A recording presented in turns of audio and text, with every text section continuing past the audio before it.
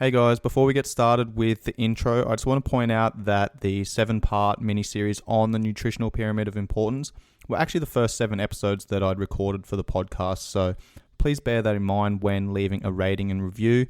My microphone technique was probably not quite up to scratch and I was still figuring out the process, so please bear that in mind. Cheers guys. Yo, what is up guys? Welcome to the Live, Train, Perform podcast. I'm your host, Sean Kober of Performance Functional Training. I'm currently the head strength and conditioning coach at the world-renowned Tiger Muay Thai and MMA training camp based in Phuket, Thailand. I'm a strength and conditioning coach, nutritional therapist, NLP master practitioner, a former Australian Army soldier and combat veteran. This podcast is dedicated to bringing you the tools, knowledge, experience and expertise to allow you to live your life to your fullest, train to your potential and perform at your best. I'm going to do that by providing 3 different styles of podcast. Style 1 is going to be 3 to 5 part mini-series, 15 to 25 minute episodes each, covering numerous topics including nutrition, lifestyle, sleep, stress management and training philosophies. Style 2 is going to be me interviewing people at the top of their game, who they are, how they started out, where they got to where they're at, and what makes them tick. Style 3 is all about you guys. I'm going to be answering your questions. You can find that on my Q&A memes, which I'll be posting on my social media platforms. My social media platforms are at Instagram at KOBES_PFT, at COBES_PFT. Facebook is Performance Functional Training, and YouTube is at Performance Functional Training. Make sure you like, subscribe, and follow those platforms. I will be referencing my YouTube channel throughout the episodes. So if you want your questions answered, go onto the memes, the Q&A memes that I'll be posting on my social media platforms. Pop in your questions and I will answer them for you on the podcast. So let's get it.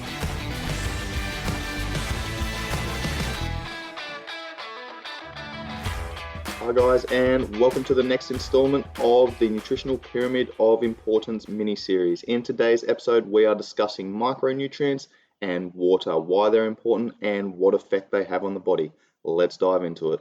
Our micronutrients are the compounds that our body requires to support optimal health and function. Micro meaning small, nutrients are those compounds that our body requires. Our micronutrients are our vitamins, minerals, and phytonutrients. They are essential for the proper functioning of every system in the body and are vital for good health. Each vitamin and mineral has a specific role in bodily function, which we're going to dive into throughout this episode. We'll talk about common nutritional deficiencies, how they show up in the body, and how we can address them. It's important to note that our bodies cannot make all of these micronutrients. They must be supplied through the diet. Now, I'm just going to pause there for a moment and discuss digestion and assimilation because this is important. I'm not going to go too deep here, but I will bring this up in a future episode. You are what you eat, digest, absorb, and don't excrete. That is from Dr. Brian Walsh. Why do I bring this up? Well, essentially, when we eat foods, our body breaks them down into their compounds. So fats are broken down into lipids and fatty acids, proteins into amino acids, and carbohydrates into glucose. Now, these fuel all of our cells and provide different services for us as macronutrients. But micronutrients also do the same thing, support all these functions that go on behind the scenes. Now, if you've got problems with your digestive system, then that's going to affect your ability to break these foods down and supply these raw materials to the body as they need them, when they need them. Digestion, the process of breaking down food by mechanical and enzymatic action in the alimentary canal into substances that can be used by the body. Assimilation, the absorption of nutrients into the body after digestion in the intestine and its transformation in biological tissues and fluids. Assimilation is occurring in every cell of the body to help develop new cells. All chemical and mechanical reactions that occur in living organisms, including digestion and the transport of substances into and between different cells, is digestion, assimilation, and metabolism. If you have some form of dysfunction with your digestive system and your body is not getting the nutrients that it requires to function optimally, then that's going to show up in other areas of the body. So you might have problems falling asleep, waking up tired, not having energy throughout the day, reduced libido, reduced cognitive function, inflammation of the joints, all-round grogginess. It might also show up as poor health of the hair, skin, nails, eyes, things like that. So pay attention to your body. It is constantly giving us signs and signals of what's happening, but we just don't pay attention these days. You just got to get back to paying attention to what your body's doing, how it's reacting to certain foods, and if it's showing up with certain symptoms, then we need to have a look at what those symptoms are and what could be causing them at the root. Let's now talk about common deficiencies with the majority of the general population. So I'm getting my numbers here from a precision nutrition infographic from a couple of years ago. So these numbers might be a little bit out of date. However, just for educational purposes, it's going to give us an idea of where a lot of people are falling down with nutritional deficiencies. So this is from the American population, but 86% of the American population are not getting their recommended dietary allowance of vitamin E. Okay, 75% not getting enough folate, 73% not getting enough calcium, 68% not enough magnesium, 55% not enough vitamin A, 48% not enough vitamin C, and 42% not enough zinc. Why is this important? Let's dive into what those micronutrients, those vitamins and minerals are, and what they do for us, why it's important to pay attention to these. Again, 86% of America's population is not getting enough vitamin E. Vitamin E is effective as an antioxidant which protects cells from damage, including against cancer. It helps the body use oxygen and prevents blood clots, thrombosis, atherosclerosis. It's important for improving wound healing and fertility, which is good for the skin also. All right, deficiency symptoms. We're looking at lack of sex drive, exhaustion after light exercise, easy bruising, slow wound healing, varicose veins, loss of muscle tone, and infertility.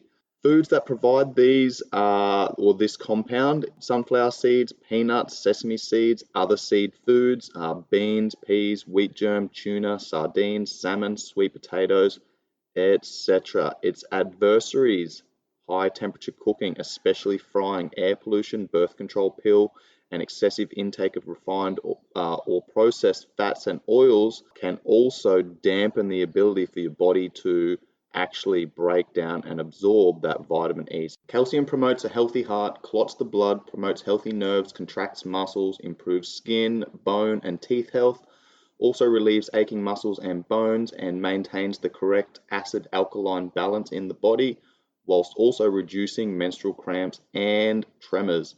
Deficiency symptoms include muscle cramps or tremors, insomnia or nervousness, joint pain or arthritis, tooth decay, and high blood pressure. So the top foods containing calcium is Swiss cheese, cheddar cheese, almonds, brewer's yeast, parsley, corn tortillas, artichokes, prunes, pumpkin seeds, cooked dried beans, cabbage, and winter wheat. Its adversaries, or what stop it from being absorbed into the body, is hormone imbalances, alcohol, lack of exercise, too much caffeine and tea, a lack of hydrochloric acid, and excess fat or phosphorus, which hinder absorption.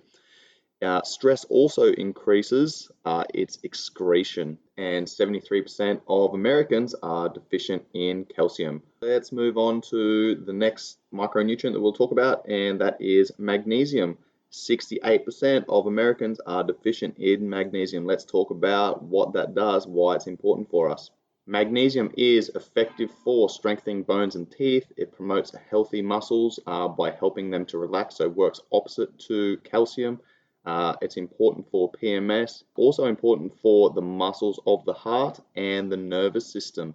It is essential for energy production, and it's an enzymatic cofactor, which means it's a helper molecule to help other enzymes do its job. Deficiency symptoms include muscle tremors or spasms, muscle weakness, insomnia or nervousness, high blood pressure, irregular heartbeat, constipation, fits or convulsions, hyperactivity, depression, confusion, lack of appetite, calcium deposited in soft tissue, example, kidney stones. So the top foods that provide magnesium are wheat germ, almonds, cashew nuts, brewer's yeast, buckwheat flour, Brazil nuts, peanuts, pecan nuts, cooked beans, garlic, raisins, green peas, potato skin, crab. So we're looking primarily at our nuts and seeds there. To increase the absorption of magnesium into the body, you can actually have it with vitamin B1, B6, vitamin C and D, zinc, calcium, and phosphorus. Our next common deficiency is vitamin A, and 55% of Americans are deficient in this compound. Vitamin A is essential for healthy skin inside and out and protecting against infections. It is an antioxidant and immune system booster. It protects against many forms of cancer and is essential for night vision. Deficiency symptoms include mouth ulcers, poor night vision, acne, frequent colds or infections, dry flaky skin, dandruff, thrush or cystitis, and diarrhea. So the top foods include beef liver, veal liver, carrots, watercress, cabbage, squash, sweet potatoes, melons, pumpkin, mangoes, tomatoes, broccoli, apricots, papayas, and tangerines. All right, point to note though is that the animal products there are much higher in vitamin A than the plant products, other than carrots, which hang with the animal products in terms of bang for buck. It works well with zinc. Vitamin C and vitamin E help protect it. Its adversaries are heat, light, alcohol, coffee, and smoking. So if you're doing those things, that's going to reduce your ability to break that down and push that to where it's needed. Final common deficiency that I'll discuss is zinc. Zinc is a component of over 200 enzymes in the body. It is a component of DNA and RNA and is essential for growth.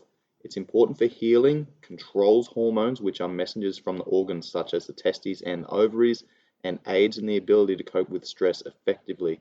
It promotes a healthy nervous system and brain, especially in the growing fetus.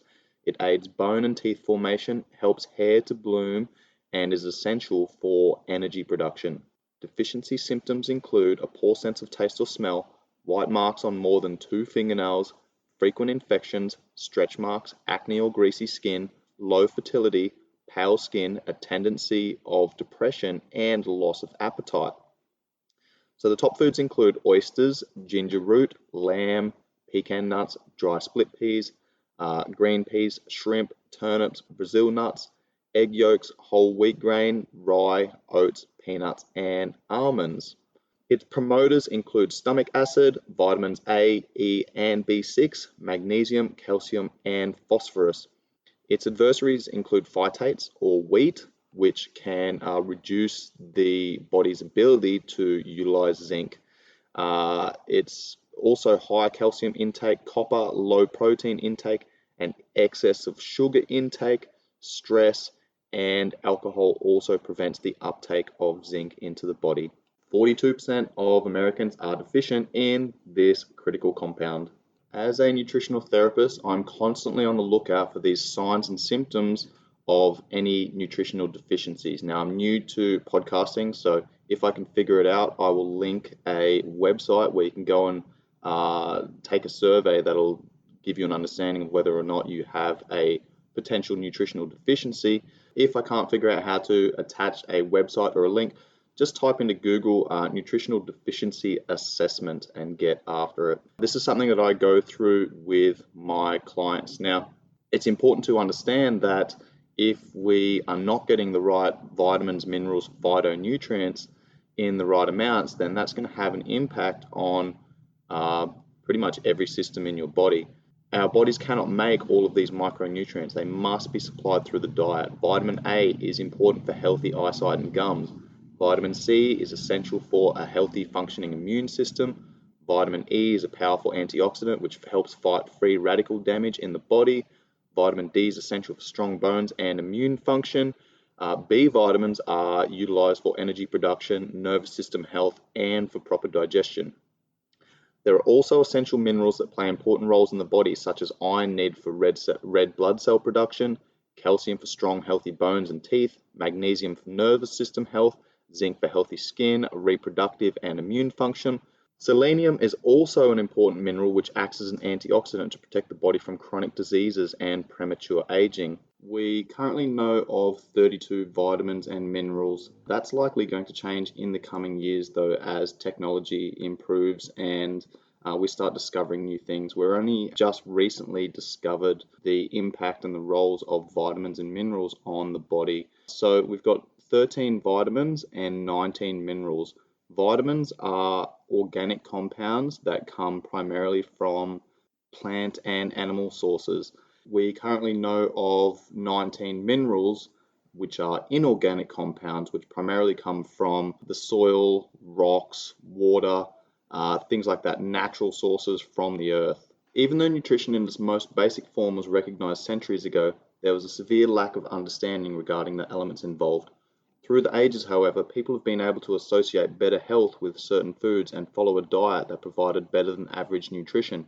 Unfortunately, it was not until much later that vitamins were discovered and recognized as a critical part of one's diet and health. The impact of this can be seen in a variety of ways.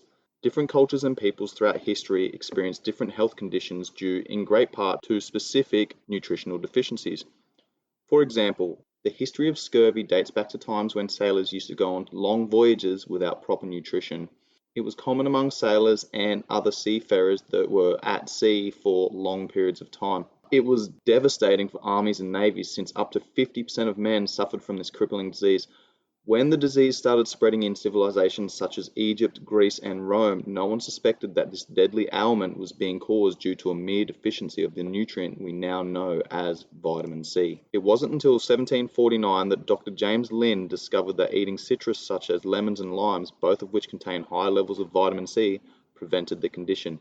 Although it was not recognized at the time, we know that this treatment was effective because it helped resolve the scurvy epidemic. Let's discuss phytonutrients. What are phytonutrients? These are the compounds within plant-sourced products that basically give these fruits and vegetables their colors. This is where you've probably heard the expression, eat the colors of the rainbow. I'm going to reinforce that and recommend that you eat the colors of the rainbow.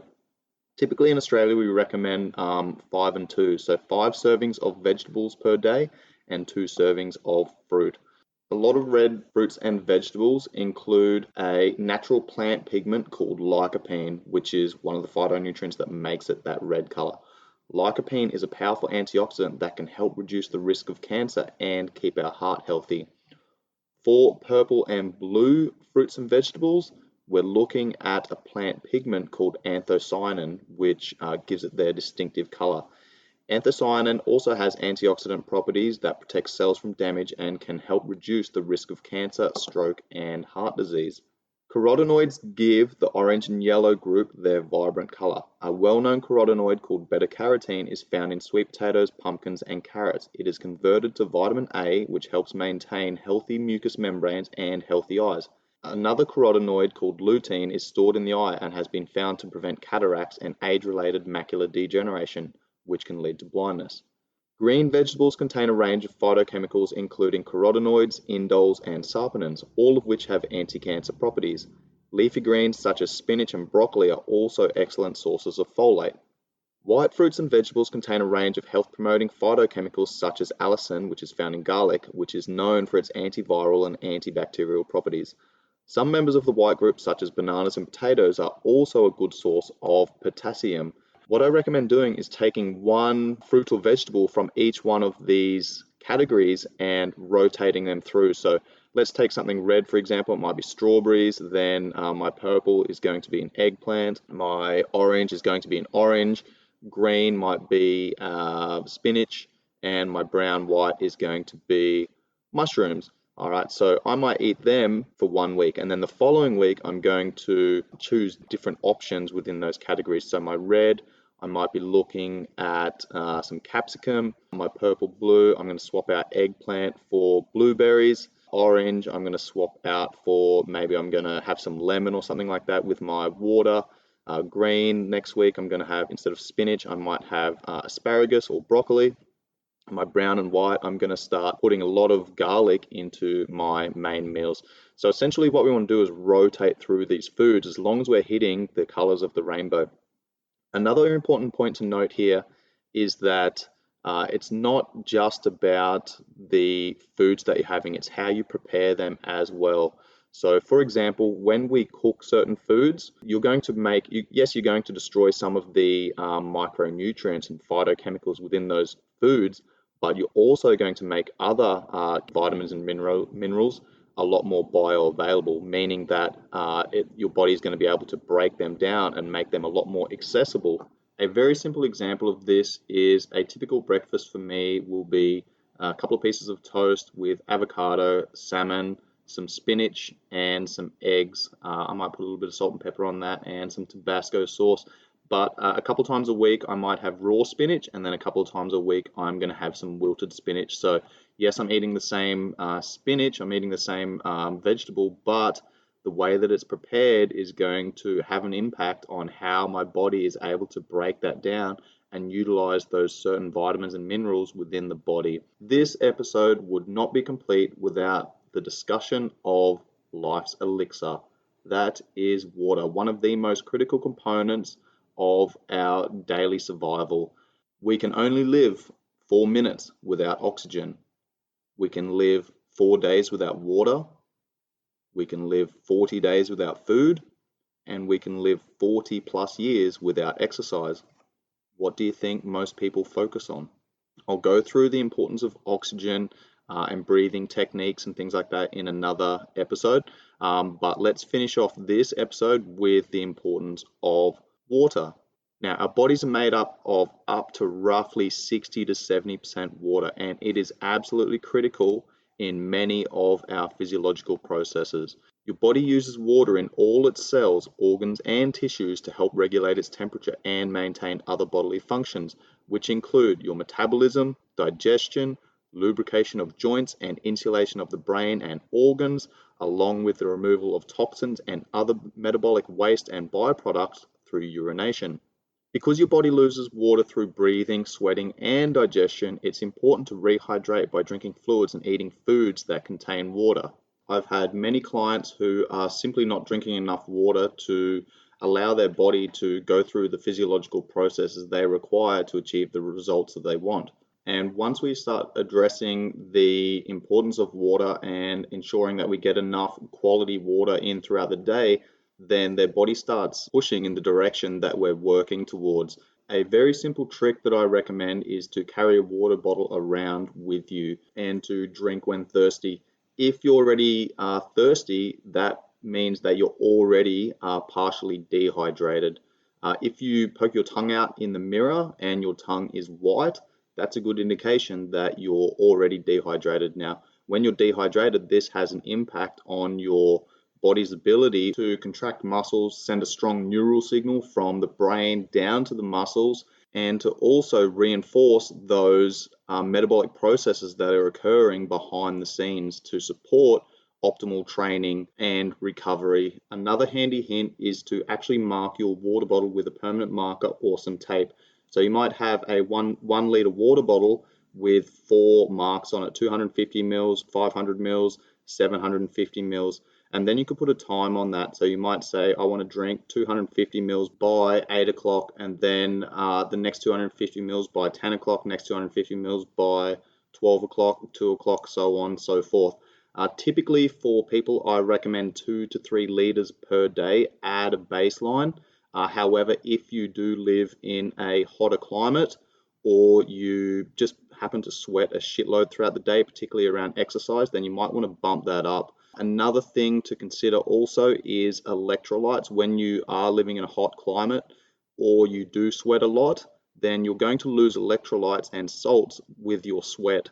Particularly in Thailand, where I see people training 3, 4, 5 times a day, they're going to be sweating a shitload and losing a heap of electrolytes. So what I recommend to them is to get one of the electrolyte satchels and just adding that to 250 mils of water and slamming that down right after a training session so it's concentrated. I quite often see people getting one of those small satchels of water and diluting that in 1.5 liter water bottle. Your ability to rehydrate is going to be affected because that water's so diluted. Just think about going to the bar. If I order myself a rum and coke and the bartender puts in a little bit of rum and a shitload of coke in a tall glass, I'm going to be like, bro, what are you doing? It's the same thing when it comes to our electrolytes and water. So one satchel goes into 250 mils of water.